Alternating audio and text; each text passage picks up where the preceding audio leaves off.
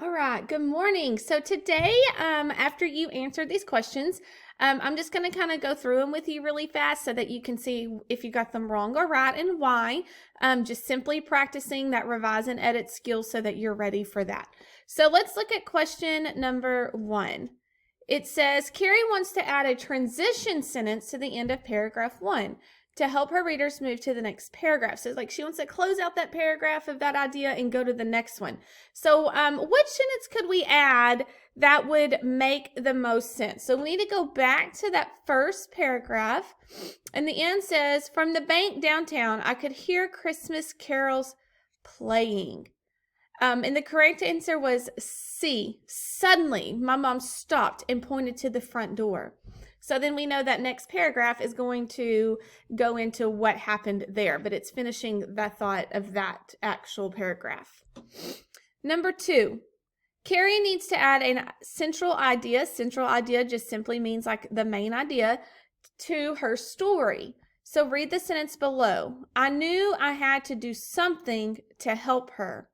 Where should she insert this sentence so that it makes the most sense? So the correct answer to that was B. She had to add it at the end. The only place she was going was home with me.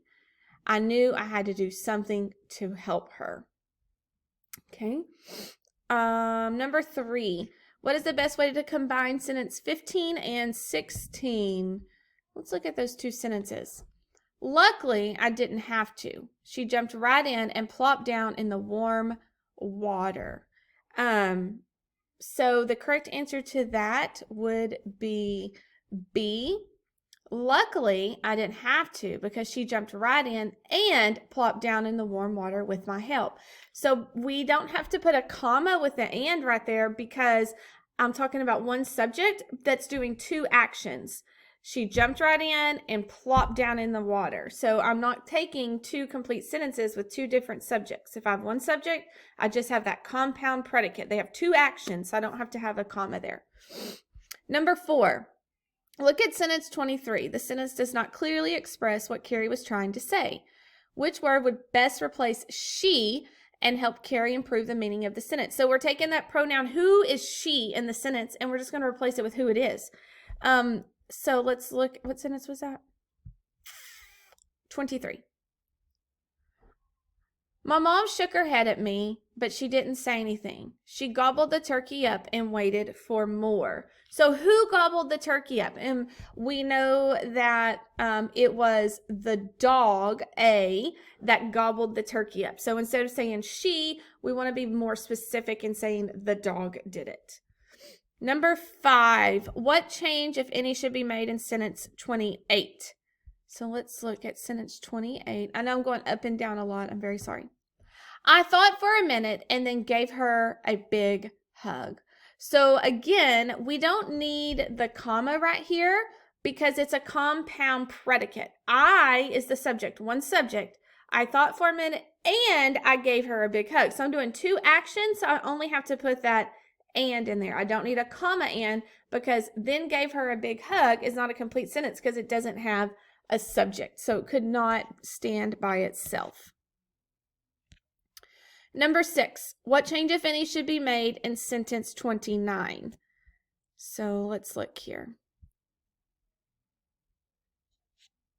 You're going to be my new roommate, I told her with a smile. So let's look here.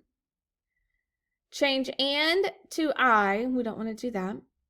Delete the comma, change I to we, or no changes needed. Oh, sorry. Change roommate to roommate. Well, we don't want to change roommate because it's a compound word, so it needs to stay together. And if you weren't sure if it should stay together or not, you can always get a dictionary and look that up, and it will tell you if it should stay together or not. New to new. So this is homophones. We've talked about homophones. This new means something is new. This new means like I knew that I was supposed to drive the speed limit, but I didn't. Or change your to your. So the first your is talking about like your house, your clothes. But this your is like you are. So we would want to change it to your to your, because let's look.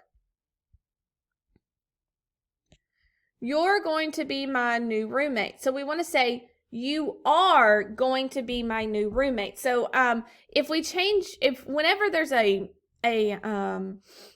word that is using the apostrophe, golly, why can't I not think of what that is? A contraction. You want to make sure that you break the contraction apart, and if it makes sense in the sentence, then you need to use it with apostrophe. So you are going to be my new roommate makes sense. So therefore, we would want to change your to the other your. So all right. So I hope you got some correct. I hope you had fun doing the Christmas paired passage. I hope you had a great Thanksgiving break, and I will see you tomorrow.